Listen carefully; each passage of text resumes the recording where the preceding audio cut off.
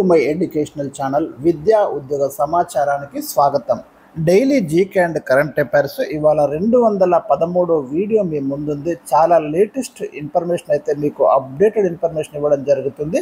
మరి general awareness నుంచి కానివ్వండి, కరెంట్ అఫైర్స్ నుంచి కానివ్వండి, చాలా ముఖ్యమైన ప్రశ్నలు అయితే కలెక్ట్ చేసి మీకు అందిస్తున్నాను. ఛానల్ని సబ్స్క్రైబ్ చేయండి, వీడియోను లైక్ చేయండి తప్పకుండా. మరి వాట్సాప్ గ్రూప్ యొక్క లింక్ అయితే మీ కామెంట్ సెక్షన్లో నేను ఇవ్వడం జరిగింది, అక్కడ కూడా జాయిన్ కాండి. 10 అప్డేట్ ఇంపార్టెంట్ క్వశ్చన్స్ కోసం ఈరోజు మనకి ఫస్ట్ క్వశ్చన్, ఈరోజు అయితే జనరల్ అవేర్నెస్ లేదా జనరల్ నాలెడ్జ్ నుంచి చాలా కీలకమైన క్వశ్చన్స్ మీతో డిస్కస్ చేయబోతున్నాను. Expected questions. First question, father of drone టెక్నాలజీకి ఆద్యుడిగా ఎవరిని భావిస్తారు?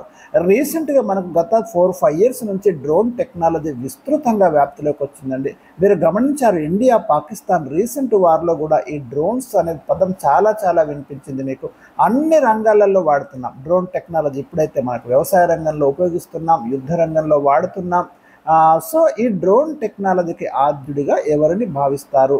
మీరైతే ఇప్పటి వరకు విని ఉండకపోవచ్చు. సో ఈ ఫస్ట్ క్వశ్చన్కి ఆన్సర్ ఇక్కడ 4 ఆప్షన్స్ మీ ముందు ఉంచుతున్నాను. Abraham, Karim, Narender, Kapany, Charles Babbage, Martin Cooper.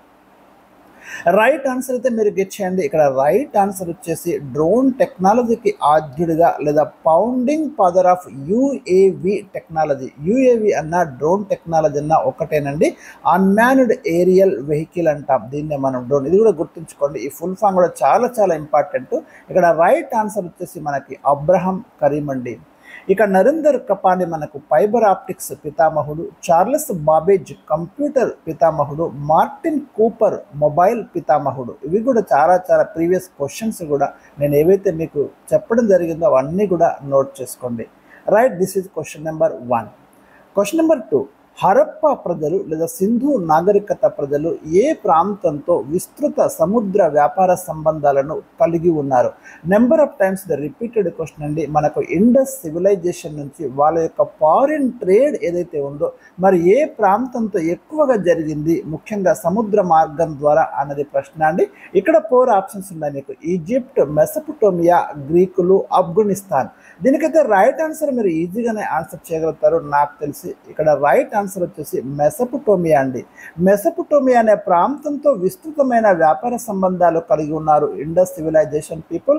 Mesopotamia మీకు యూఫ్రటీస్ అండ్ టైగ్రిస్ నదుల మధ్య ఉన్న ప్రాంతం అండి. నేటి ఇరాక్ ప్రాంతాన్ని అప్పుడు మెసొపొటేమియా అన్నారు, గుర్తుంచుకోండి. వెరీ ఇంపార్టెంట్ అండి. ఆ ప్రాంతంతో మరి సింధు ప్రజలకు విస్తృతమైన వ్యాపార సంబంధాలు ఉన్నట్టు మనకు చాలా ఆధారాలు లభించాయి. సింధు ప్రజలకు ముఖ్యమైన ఓడరేవుగా లోథాల్ ఉందండి. సముద్ర వ్యాపారం చేయడానికి చాలా ఉపయోగపడిన ఓడరేవు లోథాల్, అది కూడా గుర్తుంచుకోండి. ఇక సింధు నాగరికత కాలంలోనే మీకు మెసొపొటేమియా నాగరికత అనేది కాంటెంపరీ నాగరికత. అంటే ఆ కాలంలో ఈ నాగరికతకు సమకాలీన నాగరికత అటు మెసొపొటేమియా కానివ్వండి, ఈజిప్ట్ నాగరికత కూడా ఉంది అదే టైంలో. కానీ వ్యాపార సంబంధాలు మాత్రం మెసొపొటేమియాతో ఉన్నాయి సింధు ప్రజలకు, అది మీరు గుర్తుంచుకోండి. క్వశ్చన్ నెంబర్ 3, పాకిస్తాన్తో భారత్ ఎన్ని కిలోమీటర్ల సరిహద్దును కలిగి ఉంది? సో ఇండియా పాకిస్తాన్ వార్ సందర్భంగా ఇది ఖచ్చితంగా చదవాల్సిన ప్రశ్న అండి. ఇప్పటి వరకు మీరైతే దీన్ని టచ్ చేయలేదు, కానీ రేపు ఎగ్జామినేషన్స్లో డెఫినెట్గా ఇలాంటి ఏరియాకి వెళ్ళి ప్రశ్నిస్తాడు, అప్పుడు మాత్రం మనము కరెక్ట్ ఆన్సర్ చేయలేకపోతాం. సో ఈ కోణంలో ఈ యాంగిల్లో ఆలోచించాల్సి ఉంటుంది.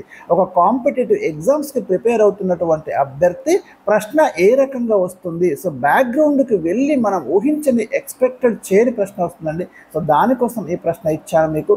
పాకిస్తాన్తో భారత్ ఇక్కడ ఎన్ని కిలోమీటర్ల సరిహద్దును కలిగి ఉంది? మీ ముందు 4 ఆప్షన్స్ ఉన్నాయి. 4096 kilometres, 3408 kilometres, 3323 kilometres, 1751 kilometres. Right answer గుర్తించండి. అంత ఈజీ కూడా కాదు మీకు రైట్ ఆన్సర్ని ఐడెంటిఫై చేయడం, జోగ్రఫీ మీద పట్టుంటే తప్ప. ఇక్కడ రైట్ ఆన్సర్ వచ్చేసి మనకు పాకిస్తాన్కి మధ్య ఉన్న బౌండరీ ఎన్ని కిలోమీటర్లు అంటే 3323 కిలోమీటర్ల బౌండరీని మనం కలిగి ఉన్నాం. అటు జమ్మూ కాశ్మీర్ కానివ్వండి, తర్వాత మీకు పంజాబ్ కానివ్వండి, గుజరాత్ కానివ్వండి, రాజస్థాన్ కానివ్వండి, ఈ ప్రాంతాలన్నీ కూడా మీకు పాకిస్తాన్తో బౌండరీ లైన్ అయితే కలిగి ఉన్నాయి. 3323 కిలోమీటర్ల బౌండరీ లైన్ ఉంది ఇండియాకి పాకిస్తాన్కి, మీరు గుర్తుంచుకోండి. అదేవిధంగా మీకు 4096 కిలోమీటర్లు అనేది బంగ్లాదేశ్కి భారత్కి మధ్య ఉన్న బౌండరీ లైన్ డిస్టెన్స్ అండి. భారతదేశం ఏ దేశంతో ఎక్కువ దూరం సరిహద్దును కలిగి ఉంది అన్నప్పుడు మాత్రం జవాబు వచ్చేసి మీకు బంగ్లాదేశ్తో మనం ఎక్కువ దూరం సరిహద్దును కలిగి ఉన్నాం, 4096 కిలోమీటర్లు. ఇక 3488 కిలోమీటర్లు అనేది భారతదేశం చైనాతో సరిహద్దును కలిగి ఉంది, అది కూడా గుర్తుంచుకోండి, వెరీ ఇంపార్టెంట్. ఇక 1751 కిలోమీటర్లు భారత్ నేపాల్ మధ్య సరిహద్దు డిస్టెన్స్ అండి. సో ఇవి నేను మీకు ఇచ్చినటువంటి కీలకమైన ఇన్ఫర్మేషన్ ఇచ్చాను, వెరీ వెరీ ఇంపార్టెంట్ బిట్ ఇది. క్వశ్చన్ నెంబర్ 4, సూపర్ కంప్యూటర్ యొక్క వేగాన్ని ఏ యూనిట్స్లో కొలుస్తారు? స్పీడ్, సూపర్ కంప్యూటర్ యొక్క స్పీడ్కి యూనిట్ ఏమిటి అనేది ఇక్కడ ప్రశ్న అండి. ఇక్కడ 4 ఆప్షన్స్ ఉన్నాయి, gigabytes, terabytes, megabytes, flops. Right answer అయితే మీరు గెట్ చేయండి. ఇక్కడ రైట్ ఆన్సర్ వచ్చేసి మనకి ఫ్లాప్స్ అండి. సూపర్ కంప్యూటర్ యొక్క స్పీడ్కి యూనిట్ అనేది ఫ్లాప్స్. ఫ్లాప్స్ అంటే floating point operations per second, very important. Question number 5, OMR విస్తరించండి. డైరెక్ట్ ఆన్సర్ ఇచ్చాను. మనం రాసే ఎగ్జామినేషన్స్ అన్నీ కూడా ఓఎంఆర్ మెథడ్లో నిర్వహిస్తున్నాం కదా. సో ఓఎంఆర్ అంటే సింపుల్గా ఎక్స్ప్లెయిన్ చేయండి లేదా విస్తరించండి అంటాడు. ఇంతకుముందు కూడా ప్రీవియస్ క్వశ్చన్ ఉంది, ఆప్టికల్ మార్క్ రీడర్ అండి ఓఎంఆర్ అంటే. అదేవిధంగా ఓసిఆర్ అని కూడా ఉంటుంది, ఆప్టికల్ క్యారెక్టర్ రీడర్. ఇది మీరు విని ఉండకపోవచ్చు, ఇక్కడ వింటున్నారు. క్వశ్చన్ నెంబర్ 6, భారతీయ అణు కార్యక్రమ పితామహుడు ఎవరు? ఆటమిక్ ఎనర్జీకి సంబంధించి అంటే భారతదేశంలో అణుశక్తికి సంబంధించి ఎవరిని ఫాదర్ ఆఫ్ న్యూక్లియర్ ఎనర్జీ అని పిలుస్తాం అంటే మాత్రం ఆన్సర్ ఇక్కడ 4 ఆప్షన్స్ మీ దగ్గర ఉన్నాయి, రాజా రామన్న, హోమీ జహంగీర్ బాబా, విక్రమ్ సారాభాయ్, ఏపీజే అబ్దుల్ కలాం. అణు కార్యక్రమ పితామహుడు అని ఎవరిని పిలుస్తాము ఇండియాలో? ఫాదర్ ఆఫ్ ఆటమిక్ పవర్ లేదా ఆటమిక్ శక్తి, అణు కార్యక్రమము, దీనికి సంబంధించి అణు పరిశోధన, దీనికి సంబంధించి విస్తృతమైన పరిశోధన చేసినటువంటి వ్యక్తులలో హోమీ జహంగీర్ బాబాను మనము అణు కార్యక్రమ పితామహుడు అని పిలుస్తామండి. ఇక Vikram Sarabhai father of Indian space research, భారత అంతరిక్ష పితామహుడుగా పిలుస్తాం. ఏపీజే అబ్దుల్ కలాం క్షిపణి పితామహుడుగా మనం పేర్కొంటాం, ఫాదర్ ఆఫ్ మిస్సైల్ టెక్నాలజీ అని పిలుస్తాం ఇండియాలో. సో ఇది వెరీ వెరీ ఇంపార్టెంట్.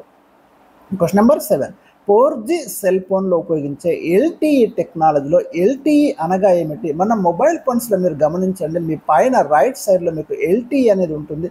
ఈ LTE ఫుల్ ఫామ్ అడిగిందండి, ఒక ఎగ్జామినేషన్లో అడిగినటువంటి ప్రశ్న ఇది. లాంగ్ టర్మ్ ఎవల్యూషన్, డైరెక్ట్గా ఇచ్చాను నేను ఇక్కడ, లాంగ్ టర్మ్ ఎవల్యూషన్ LTE అంటే ఫుల్ ఫామ్, ఇది గుర్తుంచుకోండి.